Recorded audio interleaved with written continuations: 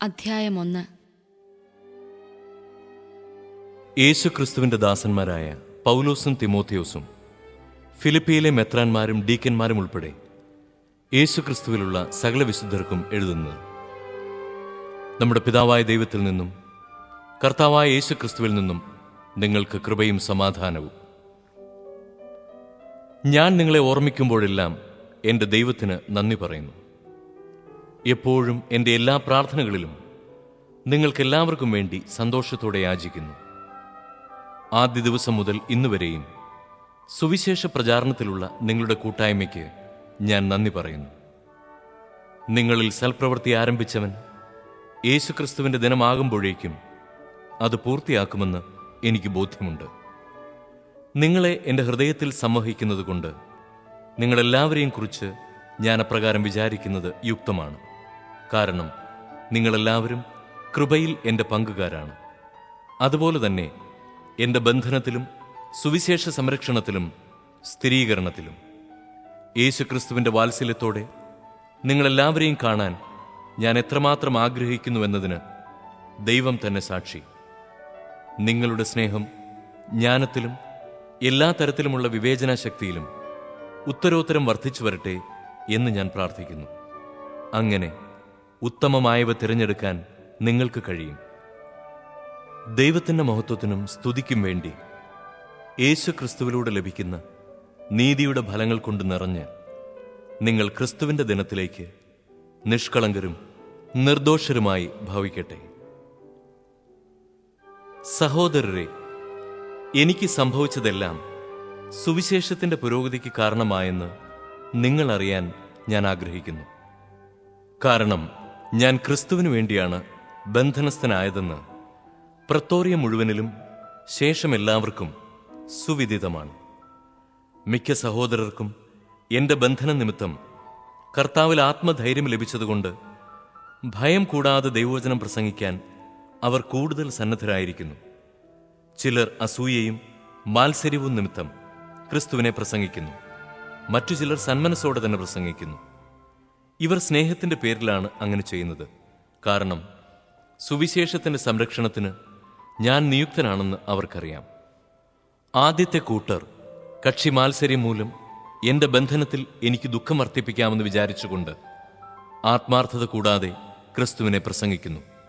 എന്നാൽ എന്ത്? ആത്മാർത്ഥതയോടെയാണെങ്കിലും കാപട്യത്തോടെയാണെങ്കിലും എല്ലാവിധത്തിലും ക്രിസ്തുവാണല്ലോ പ്രസംഗിക്കപ്പെടുന്നത്. ഇതിൽ ഞാൻ സന്തോഷിക്കുന്നു, ഇനി സന്തോഷിക്കുകയും ചെയ്യും. നിങ്ങളുടെ പ്രാർത്ഥന വഴിയും യേശുക്രിസ്തുവിൻ്റെ ആത്മാവിൻ്റെ ദാനത്താലും ഇത് എനിക്ക് മോചനത്തിനായി പരിണമിക്കുമെന്ന് ഞാൻ അറിയുന്നു. ആകയാൽ എനിക്ക് ഒന്നിലും ലജ്ജിക്കേണ്ടി വരികയില്ലെന്നും മറിച്ച് പൂർണ്ണ ധൈര്യത്തോടെ എപ്പോഴും എന്ന പോലെ ഇപ്പോഴും ക്രിസ്തു എൻ്റെ ശരീരത്തിൽ ജീവിതം വഴിയോ മരണം വഴിയോ മഹത്വപ്പെടണമെന്നും എനിക്ക് തീവ്രമായ ആഗ്രഹവും പ്രതീക്ഷയുമുണ്ട്. എനിക്ക് ജീവിതം ക്രിസ്തുവും മരണം നേട്ടവുമാണ്. ശാരീരികമായി ഇനിയും ഞാൻ ജീവിക്കുകയാണെങ്കിൽ ഫലപ്രദമായി ജോലി ചെയ്യാൻ സാധിക്കും. എങ്കിലും ഏതാണ് തിരഞ്ഞെടുക്കേണ്ടതെന്ന് എനിക്കറിഞ്ഞുകൂടാ. ഇവ രണ്ടിനുമിടയിൽ ഞാൻ ഞെരുങ്ങുന്നു. എങ്കിലും എൻ്റെ ആഗ്രഹം മരിച്ച് ക്രിസ്തുവിനോടുകൂടി ആയിരിക്കാനാണ്. കാരണം അതാണ് കൂടുതൽ ശ്രേഷ്ഠം. പക്ഷേ ഞാൻ ശരീരത്തിൽ തുടരുക നിങ്ങളെ സംബന്ധിച്ചിടത്തോളം കൂടുതൽ ആവശ്യമാണ്. നിങ്ങളുടെ അഭിവൃദ്ധിക്കും വിശ്വാസത്തിലുള്ള സന്തോഷത്തിനുമായി ഞാൻ തുടർന്ന് ജീവിക്കുമെന്നും നിങ്ങളെല്ലാവരുടെയും കൂടെ ആയിരിക്കുമെന്നും എനിക്കറിയാം. നിങ്ങളുടെ അടുത്തേക്കുള്ള എൻ്റെ തിരിച്ചുവരവ് യേശുക്രിസ്തുവിൽ ഞാൻ മൂലമുള്ള നിങ്ങളുടെ അഭിമാനത്തെ വർദ്ധിപ്പിക്കും. ഞാൻ നിങ്ങളെ വന്നു കണ്ടാലും നിങ്ങളിൽ നിന്ന് ദൂരസ്ഥനായിരുന്നാലും നിങ്ങൾ ഒരേ ആത്മാവോടും ഒരേ മനസ്സോടും കൂടെ ഉറച്ചുനിന്ന് സുവിശേഷത്തിലുള്ള വിശ്വാസത്തിനു വേണ്ടി പോരാടുന്നുവെന്ന് നിങ്ങളെക്കുറിച്ച് കേൾക്കുവാൻ തക്കവിധം ക്രിസ്തുവിൻ്റെ സുവിശേഷത്തിന് യോഗ്യമായ രീതിയിൽ നിങ്ങൾ ജീവിക്കണമെന്ന് മാത്രം. നിങ്ങളുടെ എതിരാളികളിൽ നിന്നുണ്ടാകുന്ന യാതൊന്നിനെയും ഭയപ്പെടേണ്ട. ദൈവത്തിൽ നിന്നുള്ള അടയാളമാണത്. അവർക്ക് നാശത്തിൻ്റെയും നിങ്ങൾക്ക് രക്ഷയുടെയും. ക്രിസ്തുവിൽ വിശ്വസിക്കാൻ മാത്രമല്ല, അവനുവേണ്ടി സഹിക്കാൻ കൂടിയുള്ള അനുഗ്രഹം അവനെ പ്രതി നിങ്ങൾക്ക് ലഭിച്ചിരിക്കുന്നു. ഒരിക്കൽ ഞാൻ ചെയ്തതായി കണ്ടതും ഇപ്പോൾ ഞാൻ ചെയ്യുന്നതായി നിങ്ങൾ കേൾക്കുന്നതുമായ അതേ പോരാട്ടത്തിൽ തന്നെയാണല്ലോ നിങ്ങളും ഏർപ്പെട്ടിരിക്കുന്നത്. അധ്യായം 2. ആകയാൽ ക്രിസ്തുവിൽ എന്തെങ്കിലും ആശ്വാസമോ, സ്നേഹത്തിൽ നിന്നുള്ള സാന്ത്വനമോ, ആത്മാവിലുള്ള കൂട്ടായ്മയോ, എന്തെങ്കിലും കാരുണ്യമോ അനുകമ്പയോ ഉണ്ടെങ്കിൽ നിങ്ങൾ ഒരേ കാര്യങ്ങൾ ചിന്തിച്ചുകൊണ്ട് ഒരേ സ്നേഹത്തിൽ വർത്തിച്ച് ഒരേ ആത്മാവും ഒരേ അഭിപ്രായവുമുള്ളവരായി എൻ്റെ സന്തോഷം പൂർണ്ണമാക്കുവിൻ. മാത്സര്യമോ വ്യർത്ഥാഭിമാനമോ മൂലം നിങ്ങളൊന്നും ചെയ്യരുത്. മറിച്ച് ഓരോരുത്തരും താഴ്മയോടെ മറ്റുള്ളവരെ തങ്ങളെക്കാൾ ശ്രേഷ്ഠരായി കരുതണം. ഓരോരുത്തരും സ്വന്തം താൽപ്പര്യം മാത്രം നോക്കിയാൽ പോരാ, മറിച്ച് മറ്റുള്ളവരുടെ താൽപ്പര്യവും പരിഗണിക്കണം.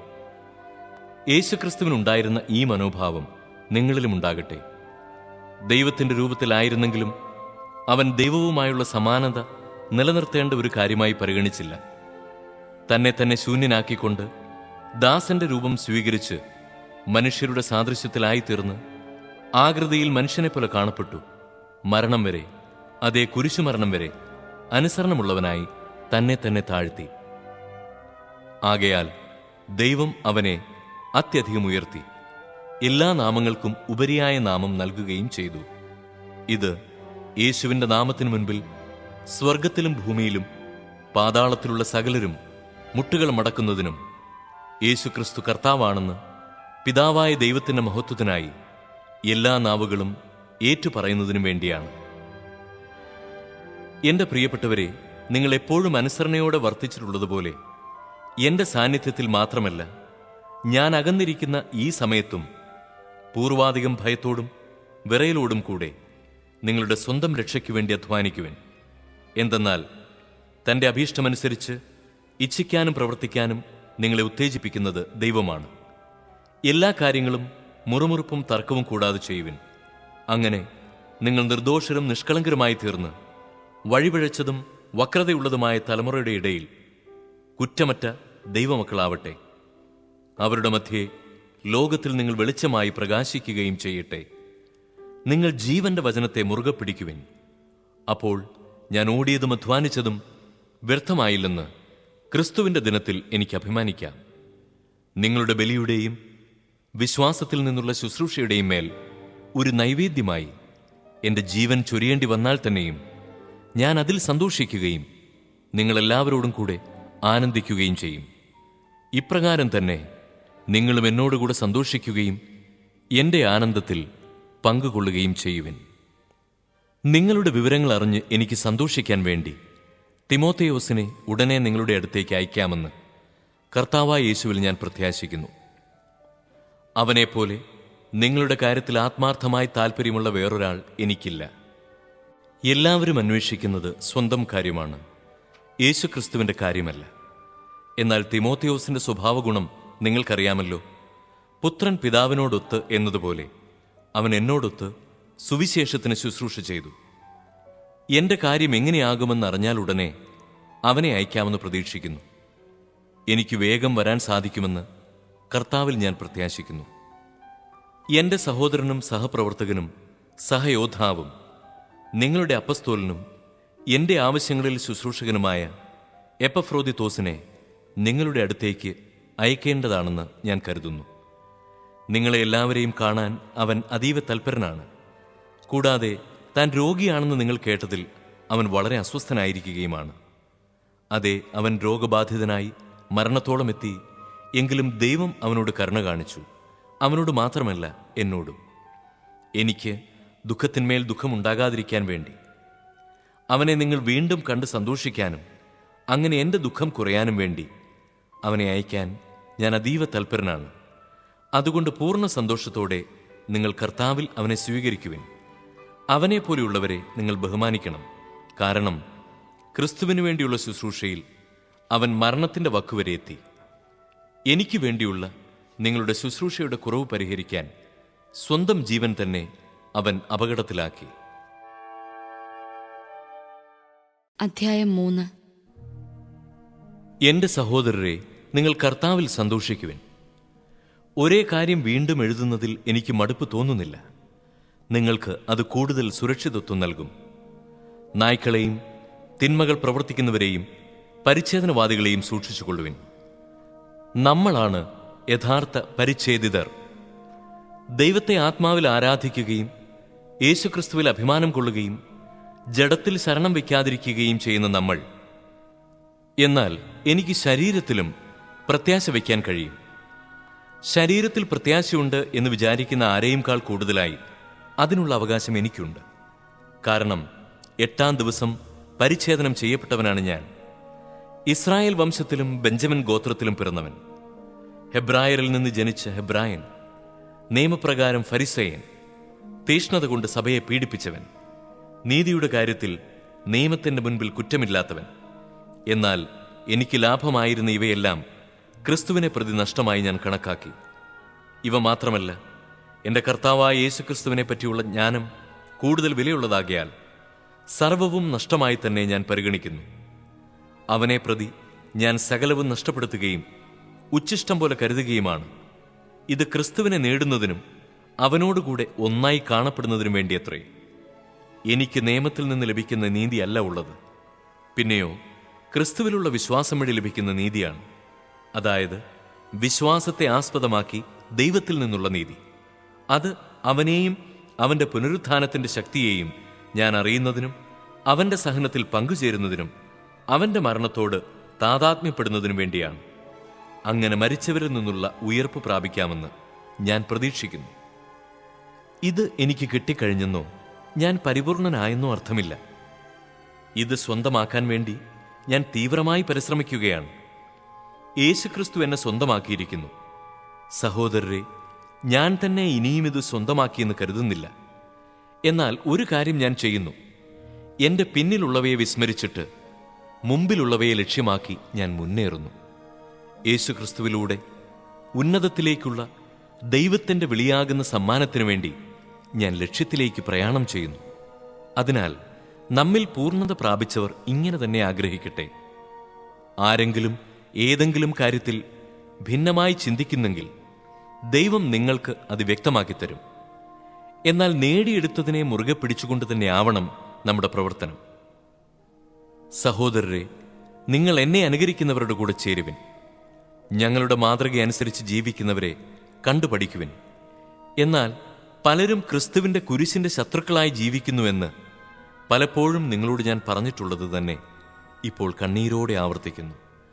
നാശമാണ് അവരുടെ അവസാനം, ഉദരമാണ് അവരുടെ ദൈവം. ലജ്ജാകരമായതിൽ അവർ അഭിമാനം കൊള്ളുന്നു. ഭൗമികമായത് മാത്രം അവർ ചിന്തിക്കുന്നു. എന്നാൽ നമ്മുടെ പൗരത്വം സ്വർഗത്തിലാണ്. അവിടെ നിന്ന് ഒരു രക്ഷകനെ, കർത്താവായ യേശുക്രിസ്തുവിനെ നാം കാത്തിരിക്കുന്നു. സകലത്തെയും തനിക്ക് കീഴ്പ്പെടുത്താൻ കഴിയുന്ന ശക്തി വഴി അവൻ നമ്മുടെ ദുർബല ശരീരത്തെ തൻ്റെ മഹത്വമുള്ള ശരീരം പോലെ രൂപാന്തരപ്പെടുത്തും. അധ്യായം 4. ആകയാൽ പ്രിയപ്പെട്ടവരെ, ഞാൻ കാണാൻ ആഗ്രഹിക്കുന്ന എൻ്റെ സന്തോഷവും കിരീടവുമായ വത്സല സഹോദരരെ, നിങ്ങൾ കർത്താവിൽ ഉറച്ചു നിൽക്കുവിൻ. കർത്താവിൽ ഏക മനസ്സോടെ ഇരിക്കാൻ ഞാൻ എവോദിയായോടും സിന്ധിക്കയോടും അഭ്യർത്ഥിക്കുന്നു. കൂടാതെ എൻ്റെ ആത്മസുഹൃത്തെ ക്ലമന്റിനോടും എൻ്റെ മറ്റ് സഹപ്രവർത്തകരോടും കൂടെ സുവിശേഷത്തിനു വേണ്ടി എന്നോടൊപ്പം പ്രയത്നിച്ച ആ സ്ത്രീകളെ സഹായിക്കണമെന്ന് ഞാൻ നിന്നോട് അഭ്യർത്ഥിക്കുന്നു. അവരുടെ നാമം ജീവന്റെ പുസ്തകത്തിലുണ്ട്. നിങ്ങൾ എപ്പോഴും നമ്മുടെ കർത്താവിൽ സന്തോഷിക്കുവിൻ. ഞാൻ വീണ്ടും പറയുന്നു, നിങ്ങൾ സന്തോഷിക്കുവിൻ. നിങ്ങളുടെ ക്ഷമാശീലം എല്ലാവരും അറിയട്ടെ. കർത്താവ് അടുത്തെത്തിയിരിക്കുന്നു. ഒന്നിനെക്കുറിച്ചും ആകുലരാകേണ്ട. പ്രാർത്ഥനയിലൂടെയും അപേക്ഷയിലൂടെയും കൃതജ്ഞതാ സ്തോത്രങ്ങളോടെ നിങ്ങളുടെ യാചനകൾ ദൈവസന്നിധിയിൽ അർപ്പിക്കുവിൻ. അപ്പോൾ നമ്മുടെ എല്ലാ ധാരണയെയും അതിലംഘിക്കുന്ന ദൈവത്തിൻ്റെ സമാധാനം നിങ്ങളുടെ ഹൃദയങ്ങളെയും ചിന്തകളെയും യേശുക്രിസ്തുവിൽ കാത്തുകൊള്ളും. അവസാനമായി സഹോദരരെ, സത്യവും വന്യവും നീതിയുക്തവും പരിശുദ്ധവും സ്നേഹാർഹവും സ്തുത്യർഹവും ഉത്തമവും പ്രശംസായോഗ്യവുമായ എല്ലാ കാര്യങ്ങളെയും കുറിച്ച് ചിന്തിക്കുവിൻ. എന്നിൽ നിന്ന് പഠിച്ചതും സ്വീകരിച്ചതും കേട്ടതും എന്നിൽ കണ്ടതും നിങ്ങൾ ചെയ്യുവിൻ. അപ്പോൾ സമാധാനത്തിൻ്റെ ദൈവം നിങ്ങളോട് കൂടി ഉണ്ടായിരിക്കും. നിങ്ങളിപ്പോൾ വീണ്ടും എന്നോട് താൽപ്പര്യം കാണിക്കുന്നതിനാൽ ഞാൻ കർത്താവിൽ വളരെ സന്തോഷിക്കുന്നു. ഈ താൽപ്പര്യം നിങ്ങൾക്ക് പണ്ടുമുണ്ടായിരുന്നതാണ്. എന്നാൽ അത് പ്രകടിപ്പിക്കാൻ അവസരമില്ലായിരുന്നല്ലോ. എനിക്കെന്തെങ്കിലും കുറവുള്ളതുകൊണ്ടല്ല ഞാനിത് പറയുന്നത്. കാരണം ഏത് സാഹചര്യത്തിലും സംതൃപ്തിയോടെ കഴിയാൻ ഞാൻ പഠിച്ചിട്ടുണ്ട്.